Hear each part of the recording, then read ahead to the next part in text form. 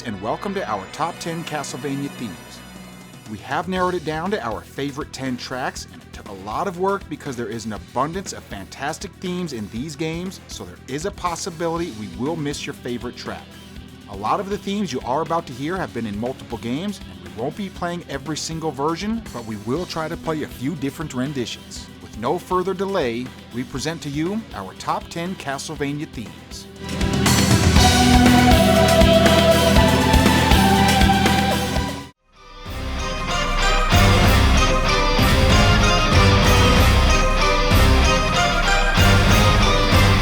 Number 10, Corpse's Gate.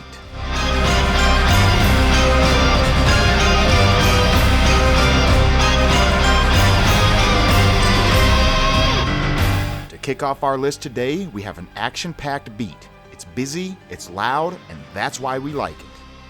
It's a powerful beat, but it's a little bit short.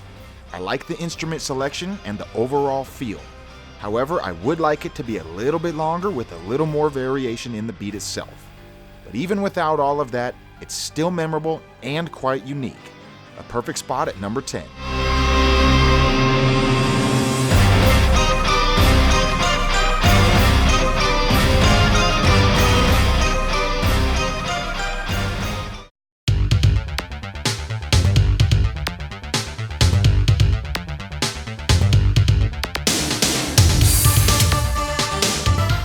Number 9, Crossfear.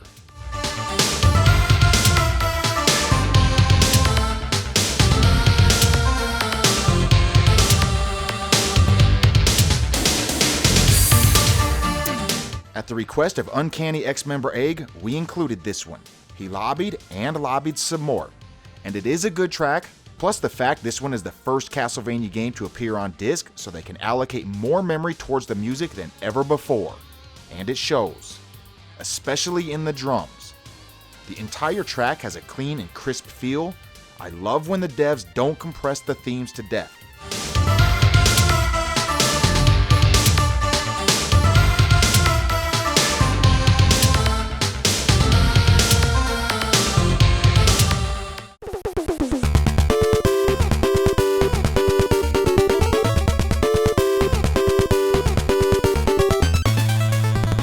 Number 8, Beginning.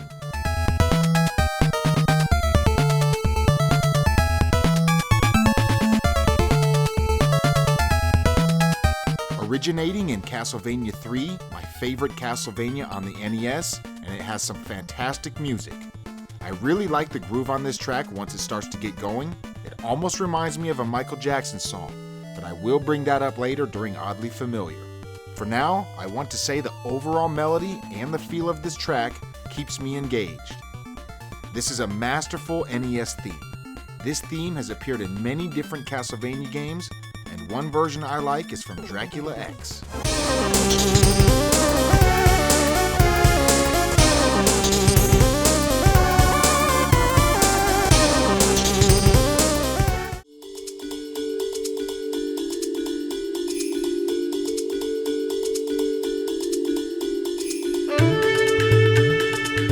Number 7, Hail from the Past.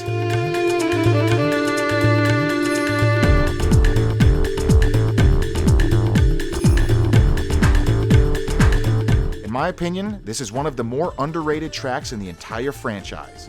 It debuted in Portrait of Ruin, and you can hear an updated version in Harmony of Despair.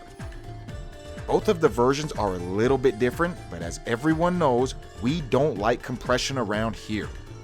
If we have the choice, we will pretty much always go with the least compressed of the two. However, that doesn't mean the original is bad by any means.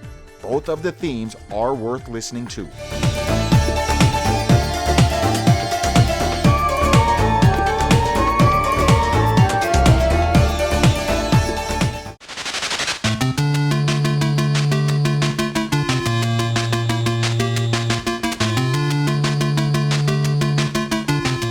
Number 6, Wicked Child.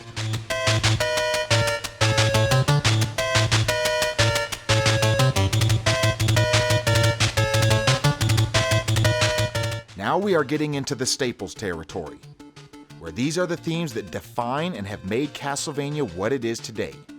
One thing about Castlevania, the music is never lackluster. Whether it's on a Nintendo or on a PlayStation, the music always comes through. I think this theme is one of the most thought-provoking in the series. It seems to have a deeper feeling and a deeper sense of meaning than just killing some vampires. This one gives me the sense of determination. You are at the peak of your mission and nothing will stop you. Not even Dracula.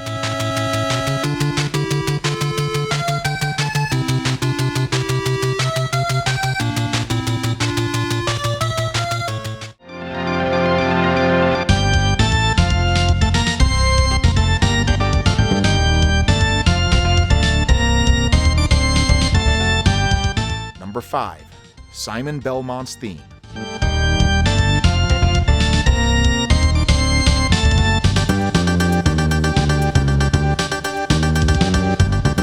Now, when Castlevania first came to the SNES, I am pretty sure everybody expected a great game.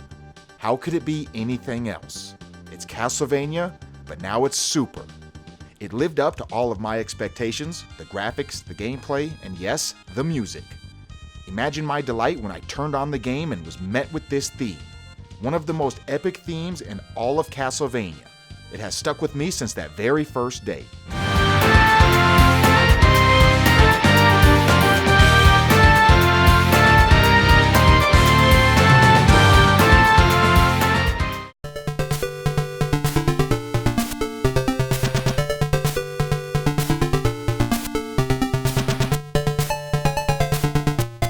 Number 4. Vampire Killer.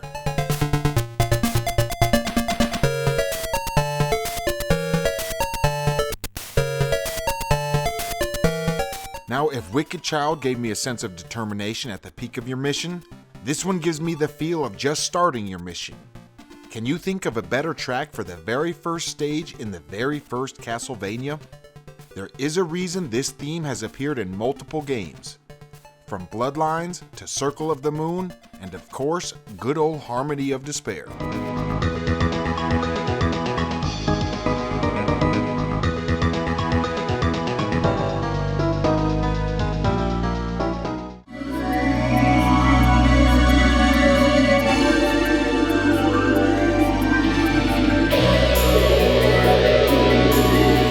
Number 3. Castle Dracula.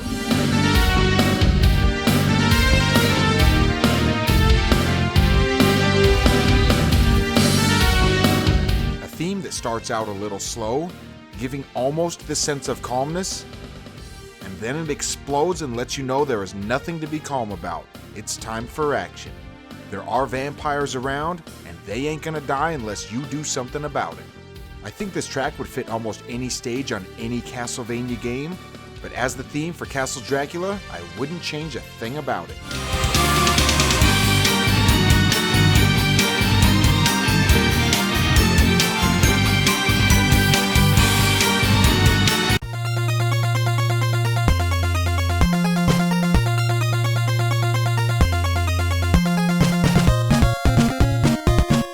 Number 2.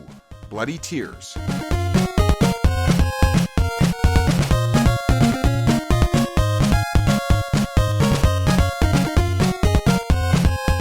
Our favorite track that originated from Castlevania 2. And undeniably one of the most memorable Castlevania tracks of all time. You can find it in many different Castlevania games, and you really can't blame them for using this one again and again. I do have to admit, I usually don't like when devs and composers do that, but there are always exceptions, and this is definitely one example. I really enjoy the version from Bloodlines. I wouldn't say it's better than the original, but it's a neat little twist and it's cool to hear it on that Genesis Yamaha chip.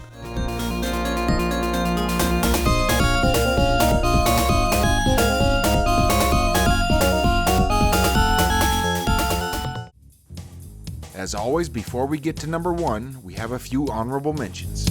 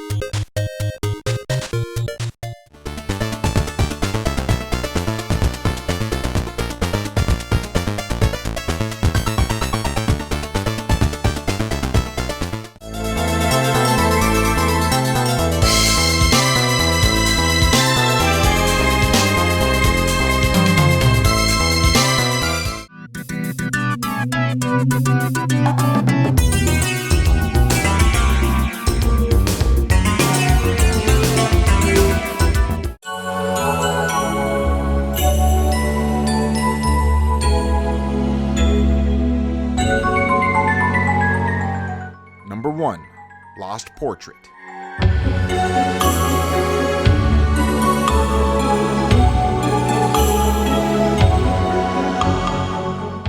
So I think this is where most people will disagree.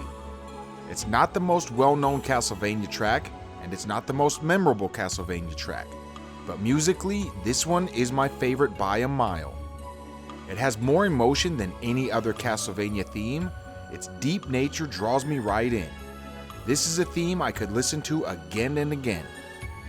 It's not just bleeps and bloops. Then add the fact that it has minimal compression, so this really allows Michiru Yamane to shine. And huge shout out to her. She is a fantastic composer, and this is one of my favorite themes by her. She is one of the greatest.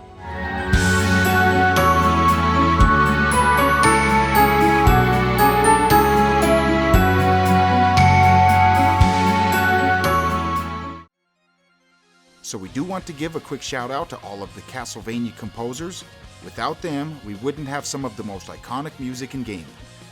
We hope you enjoyed our top 10 Castlevania themes. We really enjoyed making this one. How could we not enjoy listening to a bunch of Castlevania themes and narrowing it down? So anyways, shout out to Mr. Gold Level Patron himself, Zero Briggs. I am ICC. Happy Halloween. Thanks for watching. Peace.